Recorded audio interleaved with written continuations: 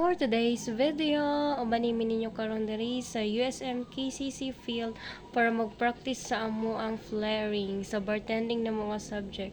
So ang among praktisan diri 5 basic steps sa flaring. So bisag 5 basic pa lang na ano, pero grabe jud kalisod, struggle kaayo. Taka-taka ra miglabay gid dira sa botelya. Hay, mangambot na lang gid mi.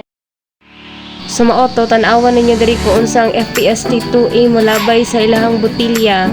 Pinataka style na gyud ni kay gyud kabalo.